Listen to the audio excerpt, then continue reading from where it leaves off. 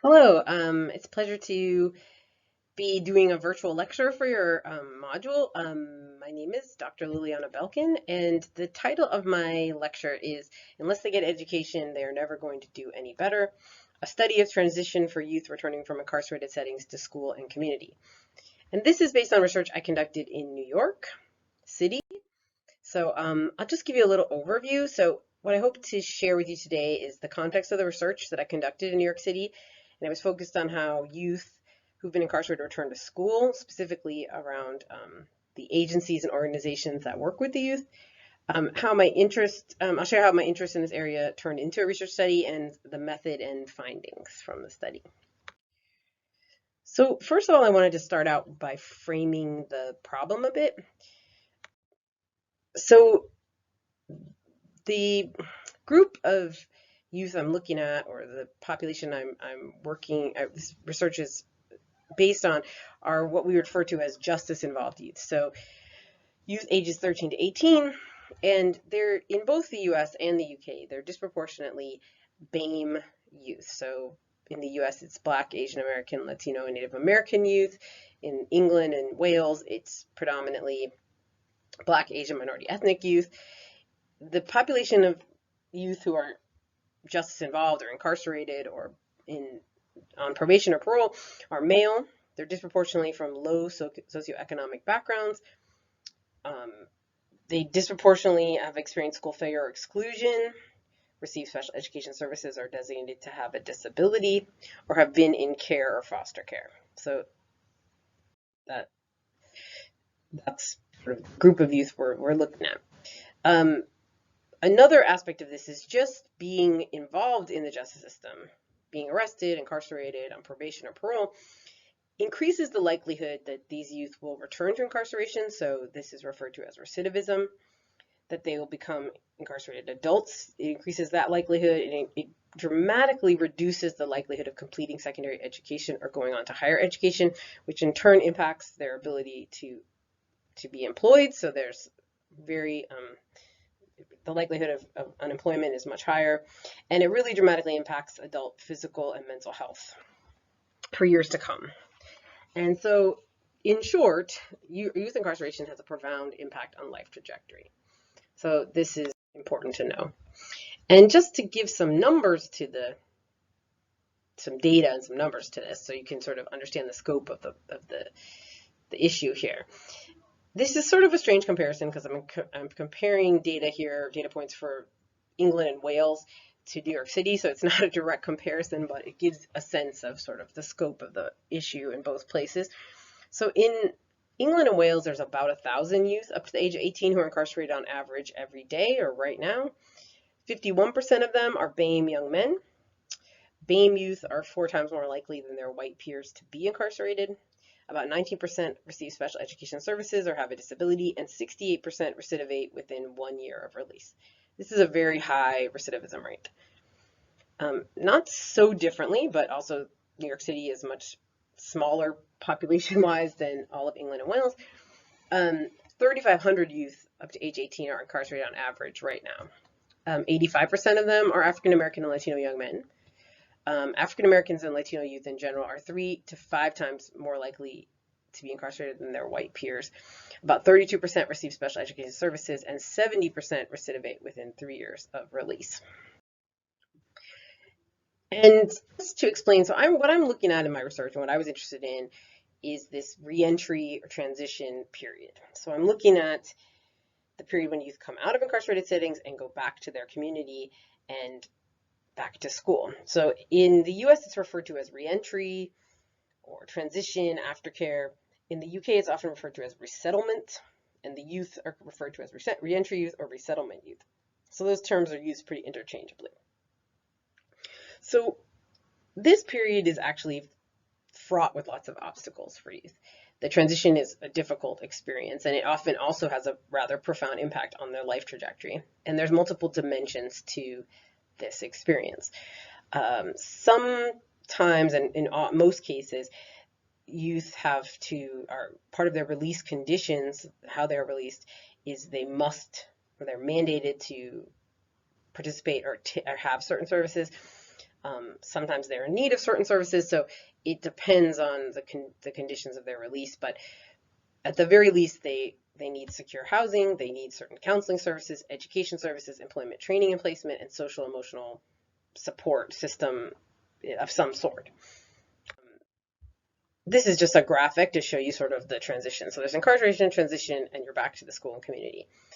And when I was looking at this research area, I was curious in New York City. I was wondering about, are these youth returning to school? If so, what schools? What's the process for them to return? Who or what agencies are involved with them? How is the school system working with these other agencies? And what are the youth outcomes? How are youth doing when they get out of incarcerated settings and return to school? Just to demonstrate how complicated these dimensions of the transition experience are, is there's a really pretty complex web of transition service provision. So people, agencies, organizations providing services is pretty complicated. In New York City, at the very minimum, it involves multiple agencies, including the New York City Department of Education, which is the public school system. There's a number of city social service agencies involved. There's a number of community-based or nonprofit, voluntary, charity sector organizations, and some private sector organizations, some private companies. In England and Wales, it's a little more centralized. So there's regional youth offending teams that exist all over England and Wales, and they work with and support these youth. They work with local social service agencies, voluntary and charity agencies, and there's quite a few private sector, private enterprise kind of involved in this. There's a number of privately run detention facilities for youth here in England and Wales that doesn't exist as much in New York City. So essentially private prisons. And this is just a graphic so you could see some of the visuals of what these places look like. In the middle and the top is Rikers Island. So there's two youth detention facilities there. There's actually another 9 adult facilities on the island, but 2 are dedicated to youth.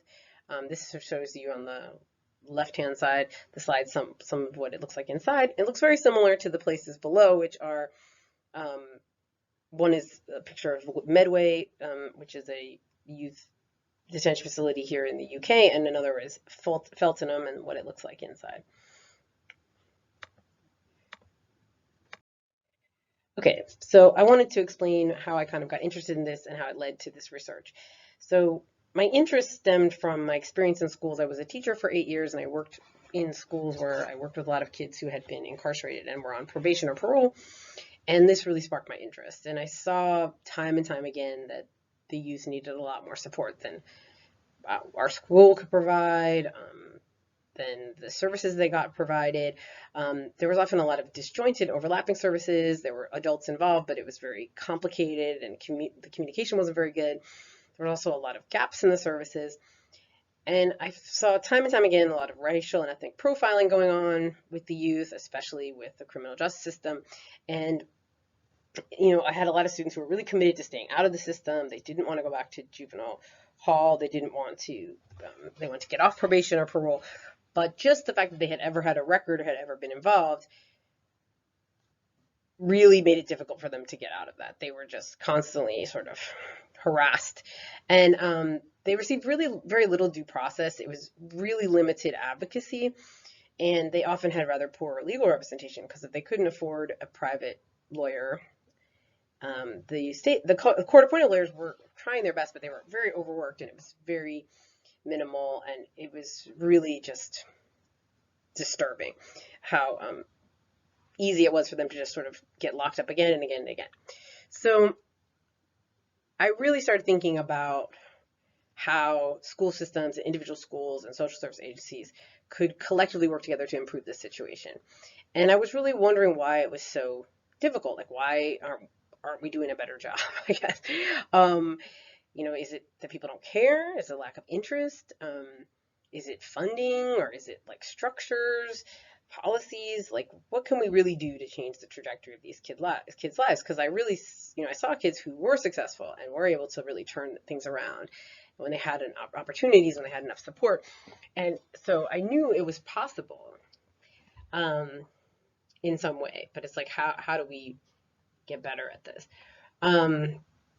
And a lot of another important thing to mention is there's a lot of literature around sort of like school to prison pipeline and how schools criminalize youth and kind of lead to this, incarcerated setting, but there's not as much research and interest on sort of what about all the kids that are there right now. So there's already kids locked up, what's happening to them when they leave? And to share some of the research from the US, which is very similar to the research in the UK, and it's very a lot of similar findings and a lot of parallels. I found when I started doing research on sort of what's happening, what does the research tell us, that pretty much the same ideas of sort of best practices and models for how to best support youth who've been incarcerated during this transition reentry experience has pretty much been the same recommendations for over 30 years. Pretty much from 1986 till now, all the best practice literature says all the same stuff. But there hasn't been much change or improvement in youth outcomes. It's been pretty minimal.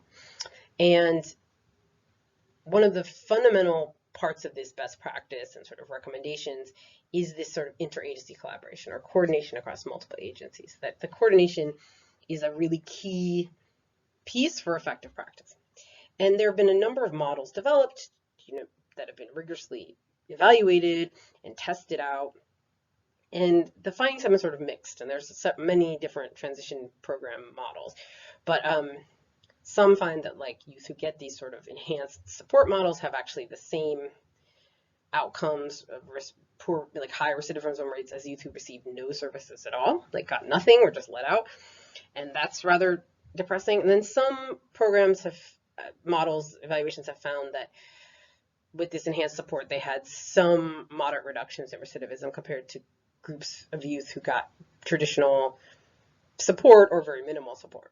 So, sort of mixed findings. It's not clear what's working and what's not working.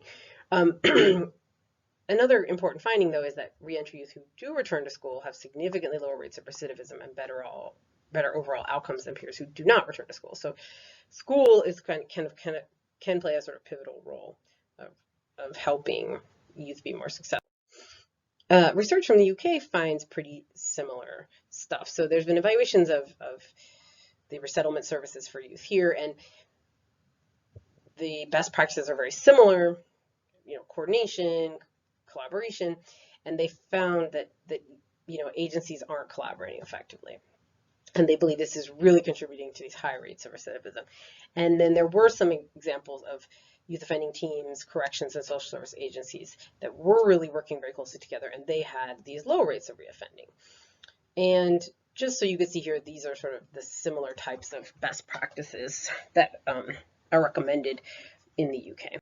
And this is a slide of effective resettlement developed by the Beyond Youth Custody, which was a study that went on, and they developed these graphics, and it sort of just shows you the graphic representation of what effective resettlement should look like and all the pieces involved, which I thought was a nice graphic.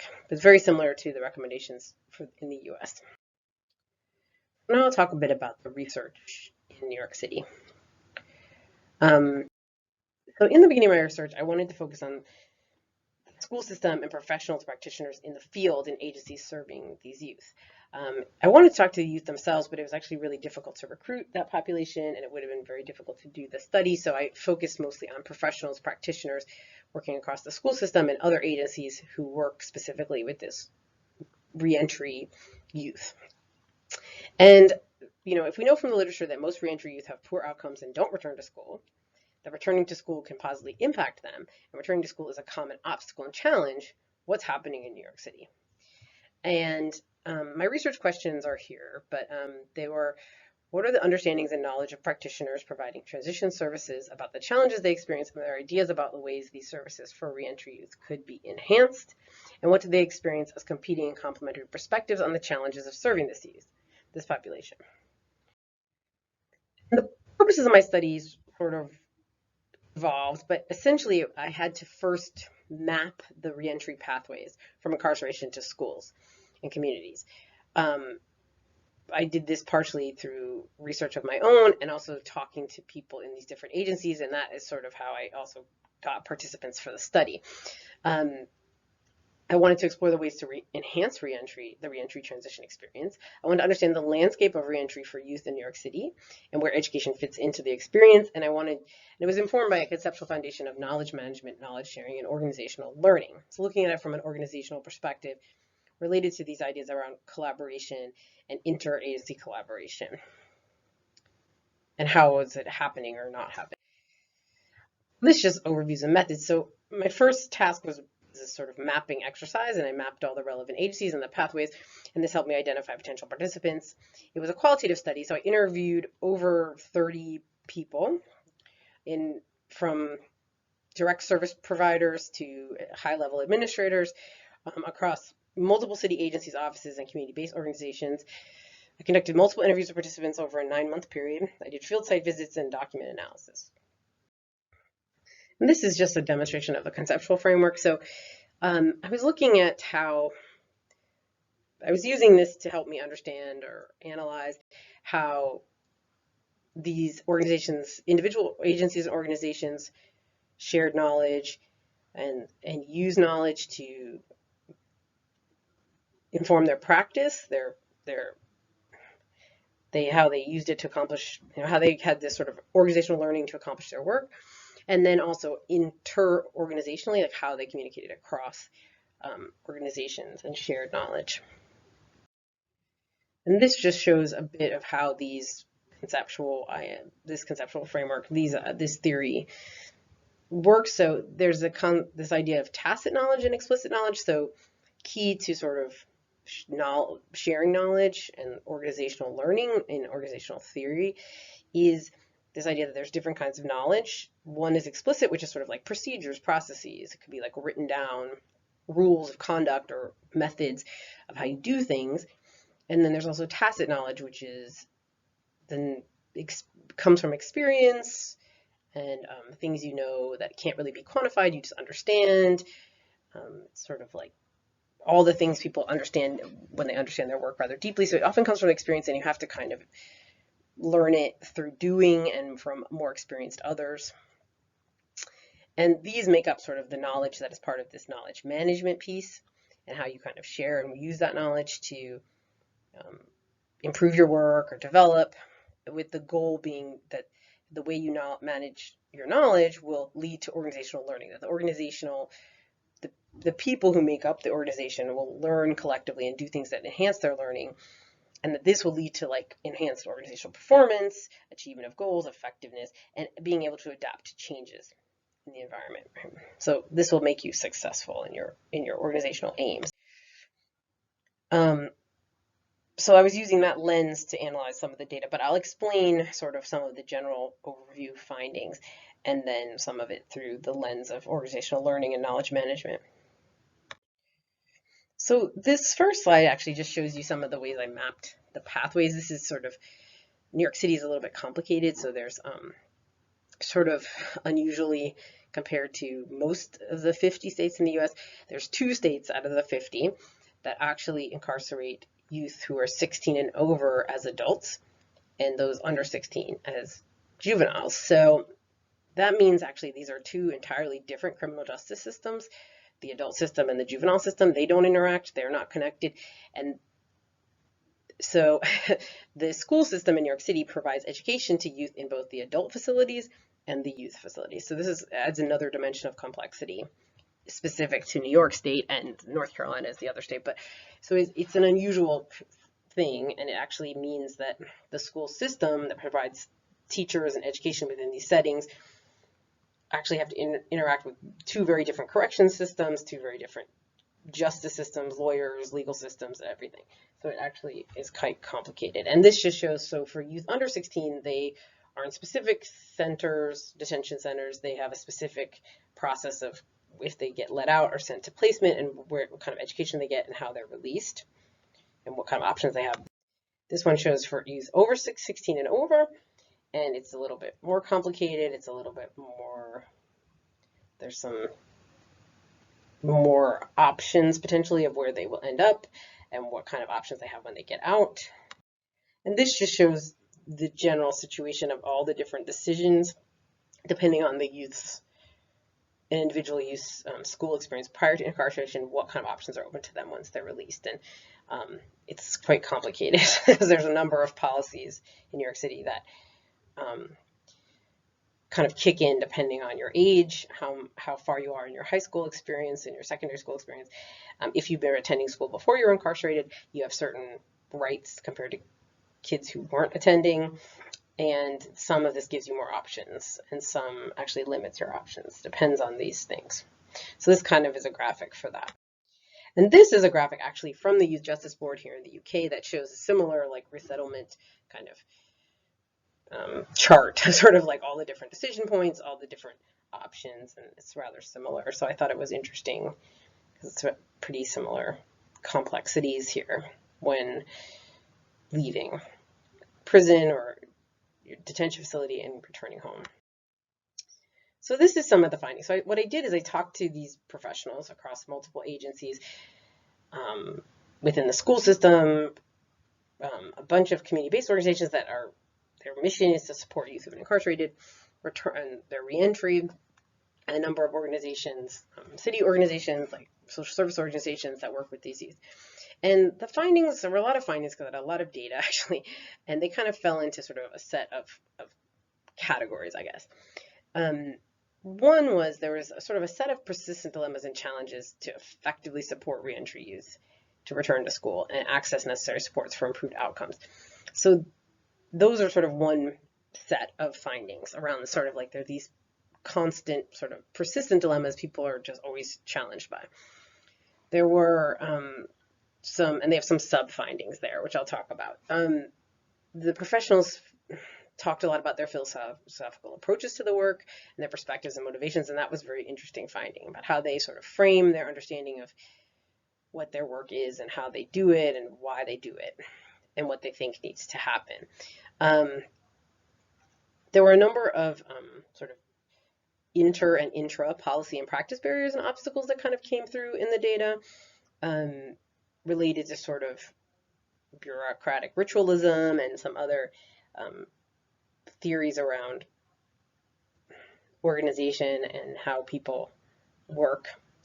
There was some around the organizational learning, knowledge management, and organizational forgetting, which is another interesting concept. And then there were a number of suggestions for how to improve service provision and how services could be enhanced from the professionals.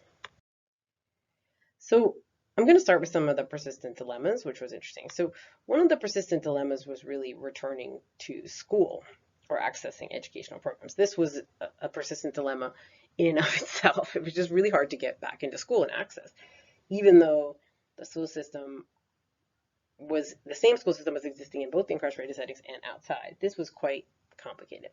So one of the issues related to why it was so hard to return to school was this lack of appropriate placement. This came across from multiple participants in who were coming from different agencies in different places. There were just not enough. Either there were not enough placements that were a good fit for youth, or the good ones were the ones that youth did well in, were really oversubscribed. There weren't any spaces.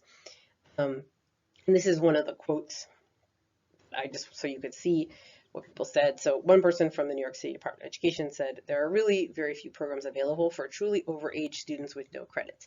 For students who are compulsory school age, there really aren't any programs. There were a number of intra-organizational policy obstacles within the New York City Department of Education. So within the school system, there were a lot of issues. Most of the systems weren't set up for youth who were in an incarcerated setting coming out, so it didn't match up with sort of re-enrollment timelines, or the school staff and enrollment policies didn't match. There were a number of entrance requirement barriers, and in some cases there were just no policies and procedures that would really support this population of youth. And this is another quote from someone else in the New York City Department of Education. It was very difficult to change schools, and that was one of the things that they wanted students to be able to change their school often, and this was a policy obstacle that was very challenging. So they're speaking to that. They said, only because it is very hard for a normal NYC student to transfer high schools. Now you're saying these kids get arrested and now they get to transfer. As a matter of policy, I think once you're arrested, you should be able to transfer from that school. Then another part of this dilemma of returning to school was about the perception of these youth. So reentry youth, these youth were perceived as undesirable and as accountability risks. And this was the perception that many different participants stated of the receiving school. So they're coming out, they might go to a new school, they might go back to their old school, and people don't want them back. This was communicated a lot. And this is a quote from someone who worked in enrollment. It is difficult, most schools don't want youngsters that they perceive as accountability risks. And this is another quote, there's a lot of community resistance. Our kids are unwelcome. So do we spread them out all over or centralize them in one location? I think we have some options, but the city doesn't have an automatic re-enroll all of you here. I don't know if it should be that way. There is no place you can automatically go. And if there was, would that place be quality enough? And this is just another quote that's sort of similar, but you could take a look at that if you're interested. So another one of the persistent dilemmas was really around collaboration, inter and intra-organizational collaboration. So one of the sub-findings within that is really this fragmentation of services and disjointed services. So part of that had to do with there's really different missions, goals, and priorities of these different agencies. So the school system has one mission and area of specialization that they're working on, usually around education.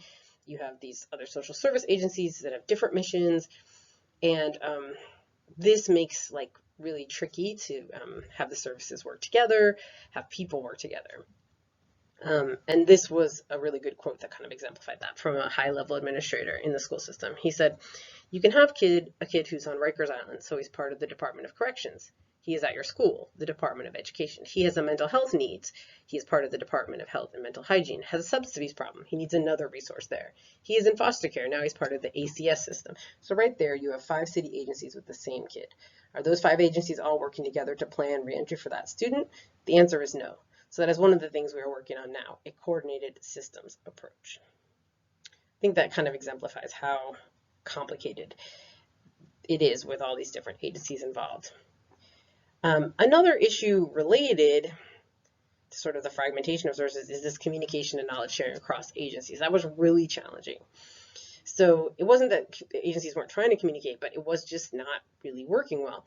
So it's hard just to share information, provide coordinated services. It's difficult to bring all the stakeholders, all these different people from different agencies together in meaningful ways that actually would translate into tangible benefits for youth. And this is a pretty good quote that kind of from a juvenile justice administrator who said, and from the research, people tend to touch the life of kids at different moments. There's actually no one besides their family as networks of support who are going to be there for them no matter where they are at. A kid, he has come to detention, and when he is in detention, the teachers are actually doing really good work, and they are connecting to the kids. But when they come out of detention, we lose contact with them, and there is no one connecting all the dots, right? It should be the DOE in our minds, the Department of Education, sometimes because they are the ones in charge of education. So this kind of shows some of this disjointedness. Another aspect of the dilemma with inter and intra-organizational collaboration had to do with lack of authority or decision-making power. So it turned out that often people who had the most knowledge about what would be helpful for a particular youth or good for a particular kid weren't really in positions of authority to influence the service provision, and the policies themselves would become these big obstacles. So one quote I thought was really good here from an educational administrator said, the principal on Rikers isn't in contact with anyone in the DOE who could attempt to change a policy. And then there were capacity issues, which the individual agencies struggle with capacity to serve all the youth, and some youth, depending on their age, would receive almost no services at all. So that was another capacity issue. And this was from a community-based organization administrator who said, the issue is capacity, the capacity of schools, the capacity of organizations, the capacity of communities to address these issues individually. Collaborative approaches are something that we have gotten better at in New York City in the last however many years. That is driven by who has money to do what, when. Every organization wants to be the organization that comes up with the super silver bullet solution to do something, but that doesn't work. And then New York City education administrator said, we have limited capacity to do that, which is to monitor youth upon reentry. So monitoring them once they get out. But the expectation that has been stated, and we haven't been monitoring it this year to see how well it has been implemented, is at least one follow-up phone call to the youth by either the counselor or we have a role called transition counselor. Right now we have one person in that role. We used to have 2, but 1 left. We haven't filled the position yet. There's supposed to be a follow-up phone call. So you can kind of see how the capacity issues are sort of demonstrated through some of these. Another issue looking at from or another finding from the organizational learning and knowledge management is that there was really few opportunities to sort of have organizational learning and knowledge sharing in a meaningful way. So there were really limited opportunities for that. Most of the knowledge management activities or knowledge sharing activities relied on explicit knowledge, so sort of procedures, protocols. There were structures for this sort of explicit information sharing, but not so much for this tacit knowledge sharing, which is really more of the kind of important knowledge. The interorganizational learning was really limited, in part because of overemphasis on procedural and explicit knowledge, and interorganizational learning was really limited because there were few structures that existed to create really actionable changes.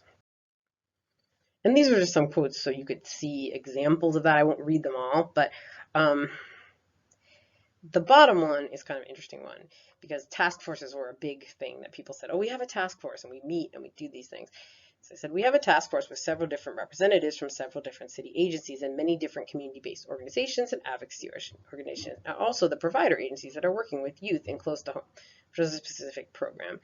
We all basically came together because we were all working on transition as a major concern. Educational transitions coming out of placement, just trying to identify and coming up with the biggest concerns in educational transition, from educational transition planning, doing better planning while the kids are at all three of those sites, getting the right people to the table instead of having it be piecemeal or inconsistent, and coming up with a robust educational transition plan. So that's one kind of example of what they're talking about, but this is like a good example of very procedural knowledge. The middle quote says, we just had a meeting to pilot a method. I don't know, we have a document about the pilot, one child, one team. And the idea, what we did in the document is we wrote out what are the things the aftercare provider is responsible for. These are things the ACS aftercare worker is responsible for. These are two separate entities. These are the things the passage counselor is responsible for. We went through each person's role and said what they are responsible for. We are thinking this is going to work better. So it's kind of an interesting example. As I said before, there were very limited opportunities for communities to engage in knowledge sharing and share tacit knowledge. So this was really tricky. And there was a lot of organizational performance was really stifled. So there's a lack of innovation, there's repetition of similar failures and successes in interventions, there was relatively low success and relatively little change. I thought this was interesting. These two quotes were pretty interesting. So one that kind of exemplify this. So the first one says, there's always a struggle about aligning adult efforts. There are so many working pieces and so many hours in the day, and you want people to collaborate, to get to know each other, to share information, because that is only going to help and move the services that are being provided to the student. But creating that time on a regular basis is difficult, and also finding time for joint professional development. And then this bottom quote is actually talking about a network that did exist called the New York Reentry Education Network that now no longer exists. It had already been disbanded when I was doing the research. And they said they were talking about how this was a good example of a collaboration. So what made this particular collaboration unique is that it seemed like a very pure collaboration. Sometimes you have collaborations where people are very guarded and uncooperative, and they sit at the table because they don't want to miss anything or make sure they don't get screwed out of anything. This was a collaboration of people who all have in common an intersection of education and the criminal justice population. They are not all working with youth. Some are youth-focused organizations, but they are all criminal justice, juvenile justice, and education-focused organizations. And that organization doesn't exist anymore. So there's also this concept of organizational forgetting in organizational theory, which is an interesting idea that organizations over time sometimes forget things, and sometimes it's really useful to forget things. It's not always a bad thing, because if you forget certain things you've done that weren't working, that knowledge is lost, but it's actually might help innovation. But sometimes if organizational knowledge is lost because people leave the organization, and that is actually important, it can actually really affect the organization's functioning. So there were a number of examples of this. People talked about things they did in the past that were failures, but or they couldn't remember if they worked, or they weren't sure what happened in the past, but then that intervention or that idea disbanded or fell apart and no one knows what happened. And that was kind of interesting, because it seemed that there were instances of sort of repeating similar reform efforts and interventions over and over again without really knowing if they worked well or not. And some seem to have been potentially effective, but then they were no longer funded or things like that. And this was one example of that. This quote said, I have thought about that all the time. Do we need a District 79 transfer school where every District 79 kid can just go and get enrolled automatically? We had a school like that and it failed.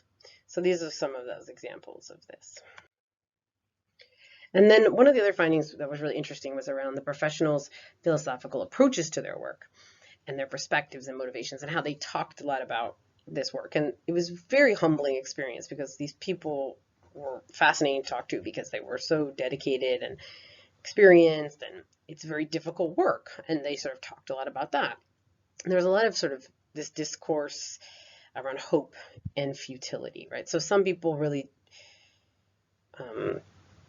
explained how the work was very futile, that like the outcomes for the youth are just really bad. And so you have to just keep coming in and working and trying to help the youth and hoping they'll do better and hoping things will get better, but their outcomes are pretty poor.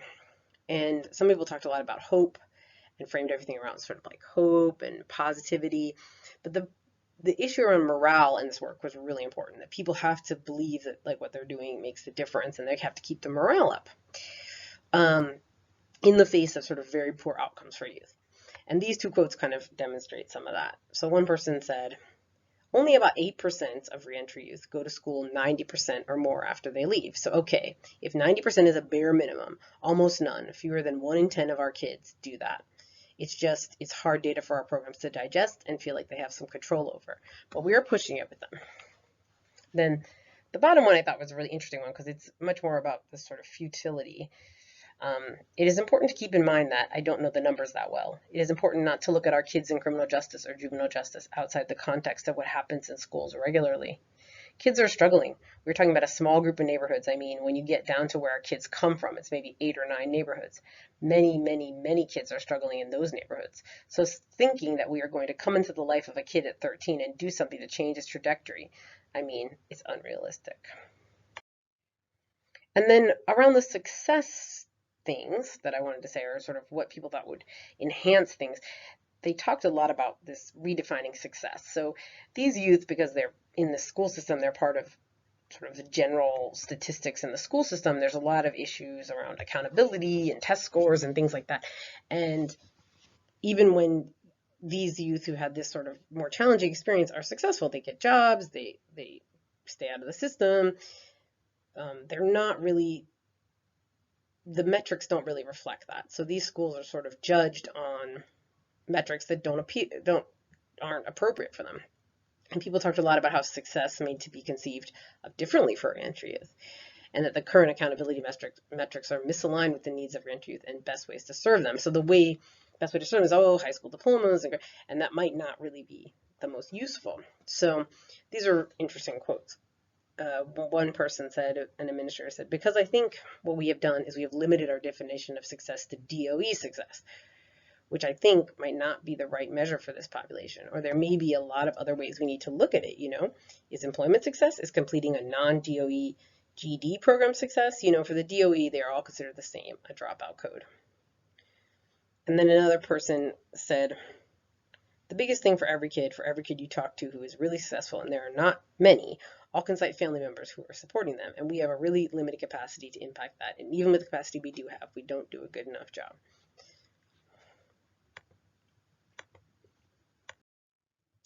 So some of the things that sort of emerged from the study, and I have a lot more kind of ideas of expanding this research, but it was, I was exploring the organizational processes in this, and then it brought up these questions of if interagency collaboration is a minimum requirement for effective practice, why is it so hard to do?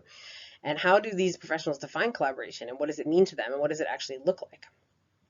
And is it actually occurring? Is meaningful collaboration actually happening?